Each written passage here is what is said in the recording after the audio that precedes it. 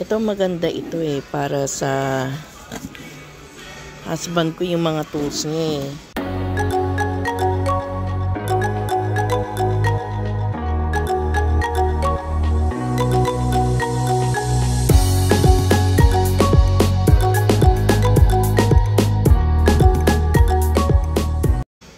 So, meron na siya ditong lagayan. Mga pliers niya. Tools. Tapos dito sa side. Tapos ang ganda metal. Meron din sa side. Yung bottom niya.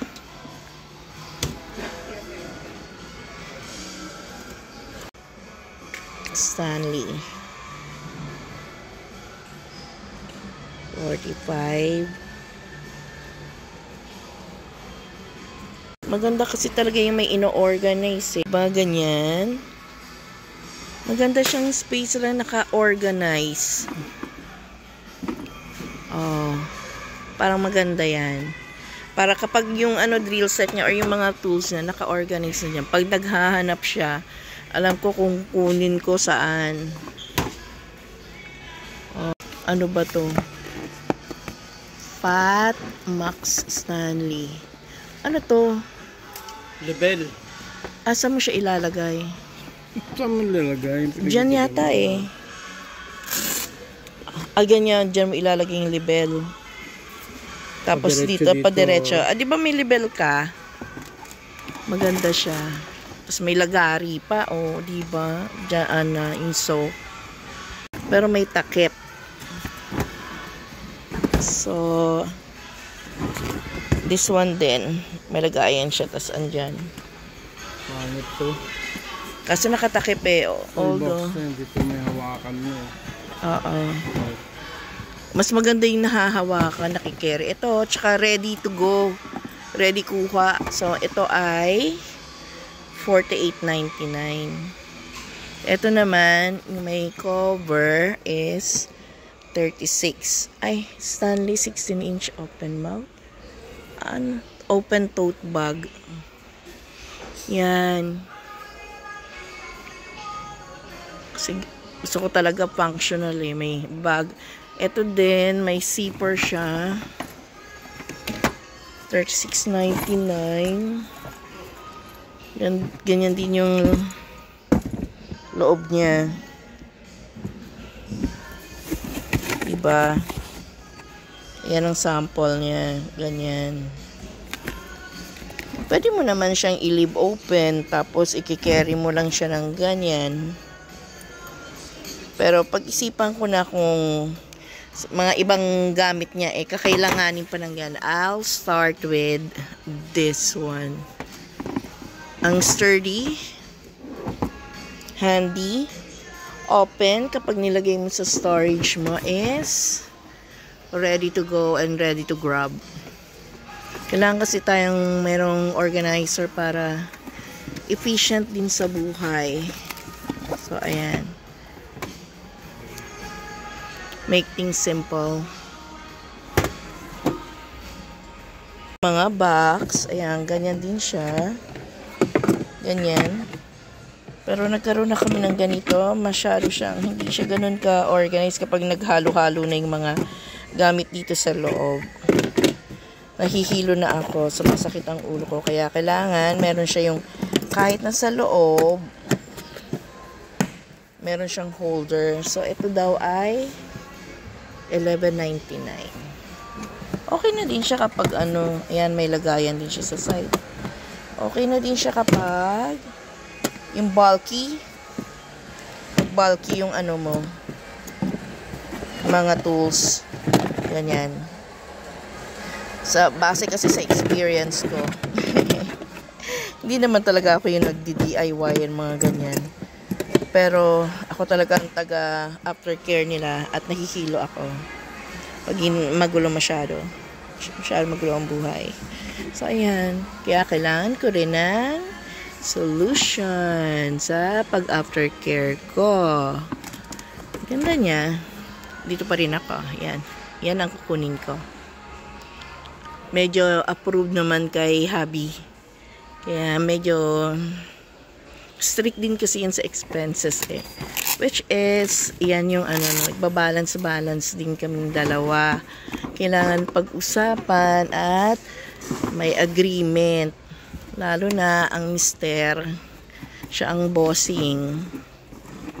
O, ayan. So, ayan. Dito pa rin ako. I'll go for here. Yan. Yan, pili ka. Siyempre, kailangan tayong pumili dahil mahal siya. Kailangan gusto ng puso natin para maalagaan. Kasi minsan, inaalagaan mo ng may extra care kapag mahal eh. Kasi kapag mura, parang you don't care na masira lang siya kasi mura lang naman. Pero kapag mahal, may extra care kasi ang investment mo malaki. Parang sa buhay din natin, kapag ang investment natin malaki, malaki din ang pag-ibig. Bagay ah. Yan. So, hanapin mo lang itong section na to, organizer and toolboxes. Hindi lang siya pang mister, pang misis din. Kasi tayo ang nag-organize mga wifey. Ayan. Okay ba siya sa'yo? Ha, Daddy? Okay naman. Oh, di ba ma-appreciate mo yan eh? Oh, di ba? Regalo ko na yan sa'yo kahit di mo birthday. Regalo ko din sa sarili ko para mag-maayos ang utak ko. Ayan. Ano na siya, magandang investment naman kasi matagal na rin. So, pili ka, Papa, nung ano, nang hindi na nalamog. Yung ano na, as in masaya, maganda. Maganda ang stock nila. Ayun, siguro yung sa dulo pa, tingnan mo.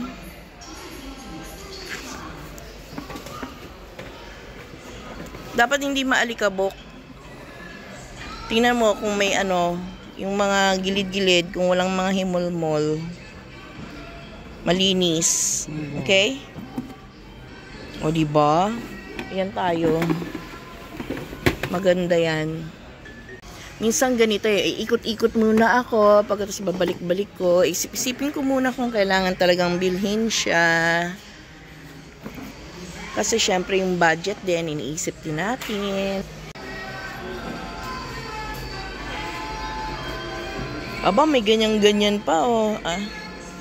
Dapat siguro may mga ganyan si tatay eh, no? Nung nagwo-work pa siya. Tatay ko kasi karpentero eh.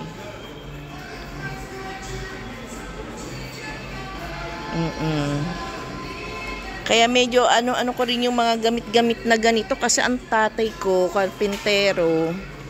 Tapos wala kaming boys, lahat kami babae.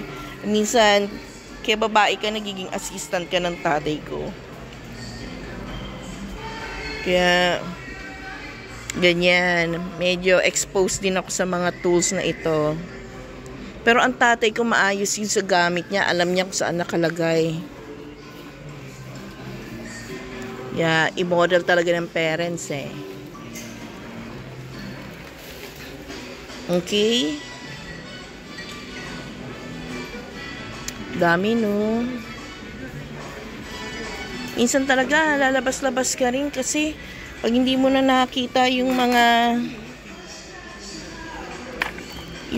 ano gamit na nasa labas, yung may efficiency na, tapos nagmamano-mano pa rin tayo,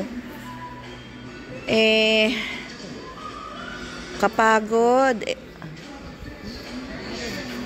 Naghahanap nga ako, Papa, nung nung electric or automatic scrubber. Minsan kasi kapag malinis time konti lang yung panahon mo, pagod ka agad, tapos balik work ka na. Tapos nagrereklamo ka na sa buhay. Pero kapag lumabas ka naman, meron naman siyang mga tools and equipments na for efficiency and effectivity, nagpapalighter ng ng labor and effort mo. Kaya pag lumalabas din ako at pumupunta ako dito sa mga DIY store, Woody's, dumadaan din ako dito. Tapos nag-search ako kung ano nang meron dyan sa market na yan. Yan. Kasi kapag may family ka na, pag parent ka na, ang hinahanap mo talaga is efficiency and yung safe tools. Wala na tayo sa mga kikay oh. Talaga napaghulihan, hindi na mga kikay-kikay ang mga hinahanap-hanap kapag nanay na. Siguro kapag bata ka pa, kikay-kikay kit pang hanap, pero kapag ganito nasa ka na, organizer, DIY tools, ganyan. O diba? Gusto ko i-scrub yung mga in-between ng mga tiles natin.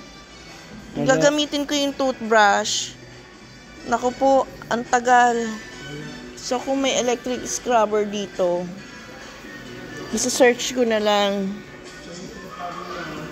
kung meron. Ano yan? Sander naman yan eh. Oo, lalagyan ko ng electric scrubber. Tapos i-scrub mo lang? Yung maliit lang. Meron na din sa bahay. Na meron kang ganun? Electric scrubber? Wala. Kapag ganun, make my life easy. Kasi i-scrub ko, ganyan. Asan yung brush?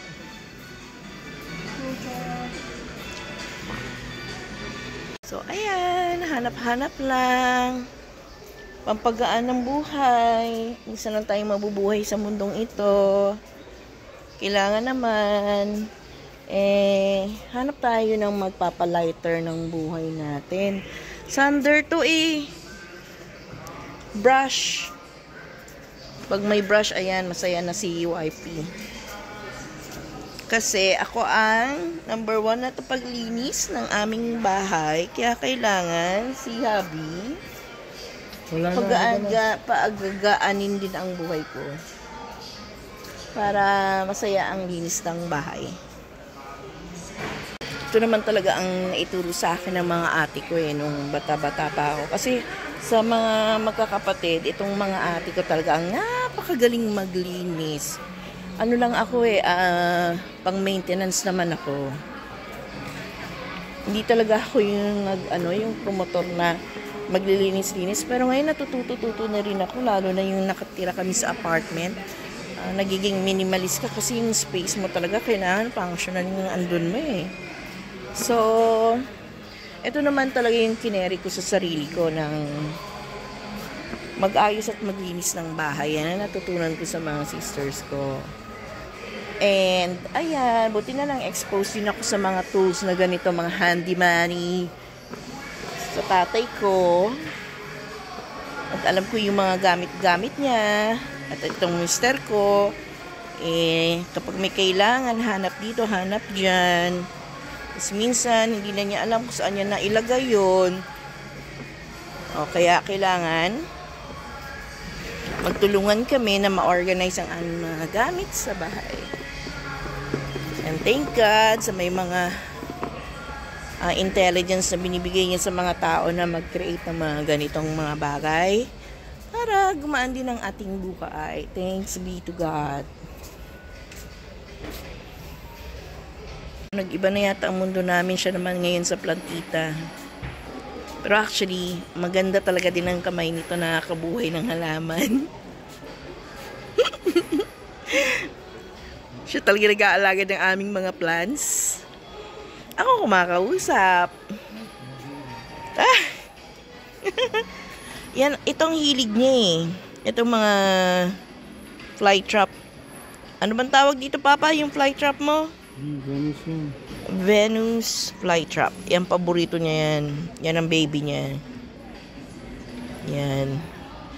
So, may isa din daw dyan na flytrap kind of plant din. Eto. Yan, flytrap din daw yan. Sanju plant to Ano? Sanju plant. Ano yun? Didikit daw yung fly. Mm-hmm. So, tinatrap niya rin. And then yung isa, Yung isa naman, ito naman. Pitcher plant. Oh, ito. Fly trap din siya. Pitcher plant na eh. Oo. Pero pumapasok sa loob. Kasi may scented sila eh. So, kailangan makikita mo yung fly. At least yung ito, yung Venus fly trap mo nasa loob. Ito, makikita mo yung fly dyan? Ang pangit naman. Tsaka dry na sila eh. Tapos ma-decompose na lang. Ganun. Ang ganda, ako merong ganito sa bahay, pero wala siya yung puti. Lumaki na 2.5 years old na siya. Oo. So, okay na talaga. Eto na. Kukunin ko na talaga siya. I think this is a good choice. Kasi nagdi-decision tayo base sa pangangailangan natin. I think this is good. Done and dusted.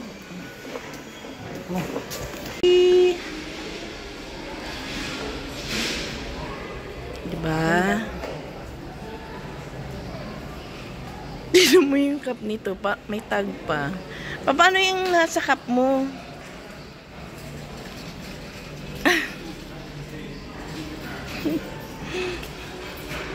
And batteries. Bili tayo dito? Mura ba? Mahal. Mahal? Doon tayo sa Mahal ang battery dito. Doon tayo sa may May sabon pa ba tayo pa? 5 liters. So, pumapatak siya. 5 liters, 20 euro. So, grabe no. Dati, 12 lang to. So, anyway, nakabili na kami. Okay na to. So, eto na siya. Ayan. So, mas na-organize na dito. Saan dyan? So, madali na siyang hanapin. So, may space pa. And then, andito na yung hammer niya. Kanyang label. Yan. Meron pa akong mapaglalagyan dito someday. Isipin natin kung ano. And then, dito pa, may space pa. O, diba? Yung paglalagyan pa yan. And then, andito naman yung kanyang kanyang lagari.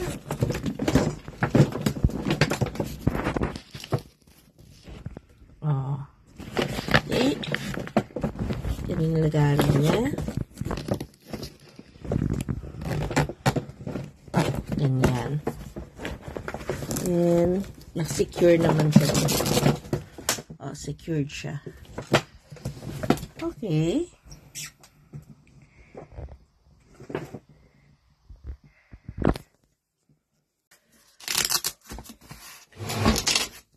Ayan. Diba? Secured na siya dyan. Madali na siyang makuha and mahanap. Alright.